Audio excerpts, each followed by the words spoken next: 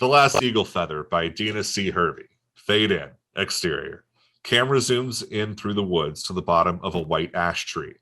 The space between the two conjoined trees is a time gate to a parallel universe called Dartsum. White Crow rolls through this time gate and is lying on his back, looking up into the sky, trying to clear his head. Where am I? I think I went too far into the horizon. The camera will be placed so it's looking directly down at his face. Through his blurry vision, he looks up into the face of Cora Jenkins, who is leaning over him after pouring water onto his face to revive him. Cora Jenkins watched him come through the time gate and is curious about this man. She has patrolled this area for years and is not unfamiliar with the stories she has heard about portals and time travelers. Hey, you okay? Do you speak English? White Crow sits up slowly. He wipes the water from his eyes with his hands to get a better look at this female who threw water in his face. He suddenly stands up.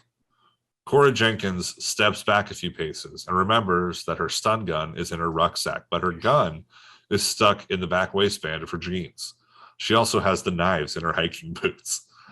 White Crow stands to his full height, which looks to be 6 feet 7 inches. He flips his head over and slings his long white hair back and clamps it with a round metal band that snaps without showing any line. It emits a small beeping sound after it seals.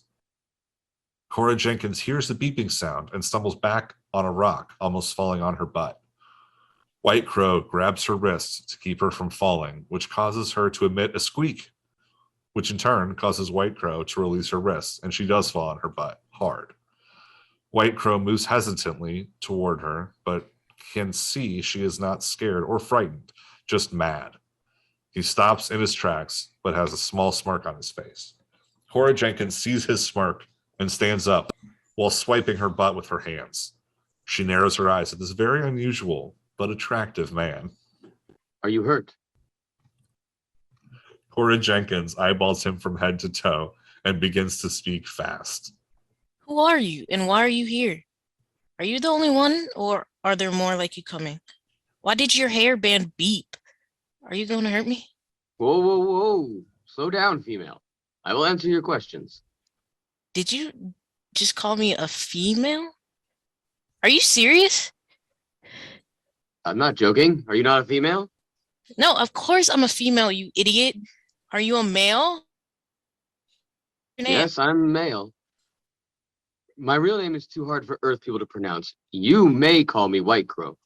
I may call you? Gee, thanks, your tallness, White Crow. My name is Cora Jenkins, and you may call me Cora. Why have you come here? I'm here to find my brother, Fox with Long Tail. He came through the time gate about 3 months ago. I must find him or his body and take him back home. Our mother has tasked me with this duty. 3 months ago. Let me think. It's early September now, and if you say he went missing months ago, then that means he disappeared in June, which is at least the best weather this area has all year. How do you know he came to this particular portal?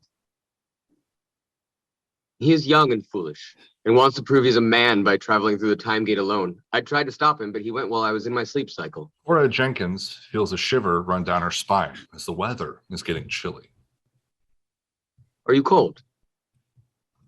A little. Let's go to my camp. I can build us a fire.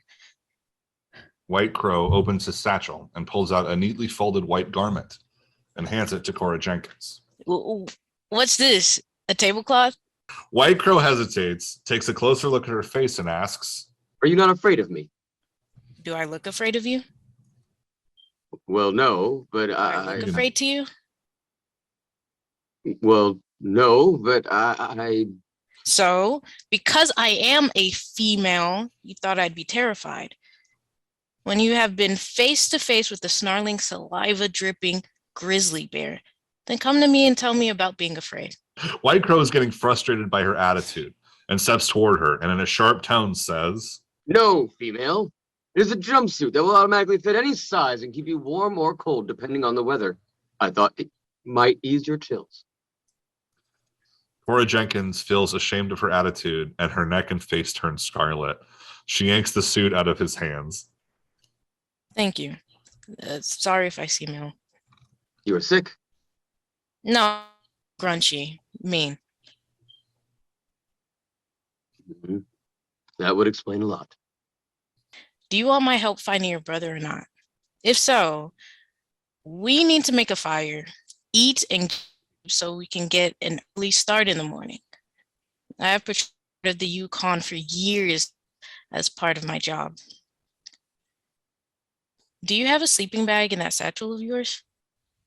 No, I have another jumpsuit that will keep me warm for tonight and my own nourishment. What is that metal band in your hair? It looks heavy. Doesn't it bother you or get in your way? Why did it beep? No, it has other properties than holding back my hair. Like what? It is a tracking device, body temperature regulator, alternate time gate locator, and a language translator. Holy crap, on a cracker. Wish I had one. That seems amazing. White Crow is watching her when she is not aware. He is Right. surprised by not being able to look away when she lets her hair out of its tight bun. Her beautiful red hair spills down her back. She begins to braid. Cora Jenkins feels him watching her and says jokingly, What? You never seen a female with her hair down before? White Crow, swallowing loudly, gulp, and looking away from her, is very uncomfortable, but tells her in a soft whisper that Our females only let down their hair in the presence of their mates. It is a private thing between a male and a female. Seriously?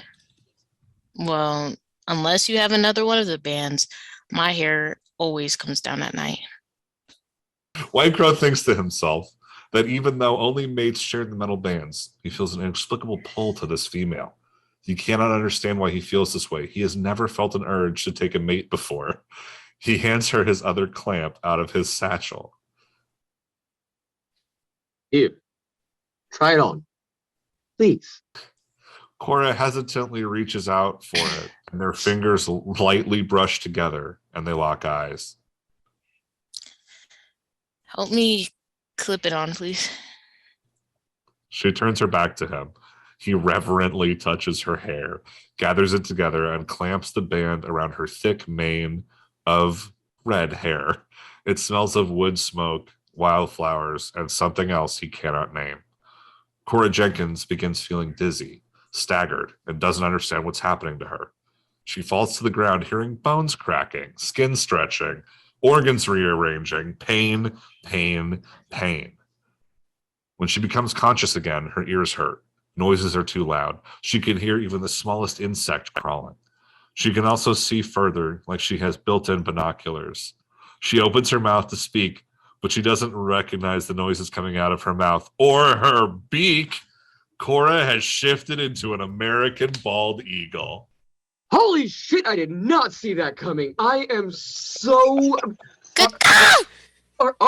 Are you in pain? I can understand your words, even though you're in your animal spirit form. Wow, I have never heard a female curse so much and be so angry. Cora, calm down. The hairband must have triggered your dormant shifter's spark. It would have happened eventually anyway. Cora Jenkins, hysterical in her eagle brain. How can I change back? I don't want to eat raw animals and bugs. Oh my God, did you roofie me? Change. Cora begins the painful process of changing back into her human form. It does not seem as painful as the first time, but still leaves her disoriented as she passes out once again back in her human form, naked. White Crow gently changes her into the white jumpsuit, averting his eyes to keep her modesty intact. She should sleep for hours. Oh, I dread what she will be like when she wakes up and if her past emotions are any indication.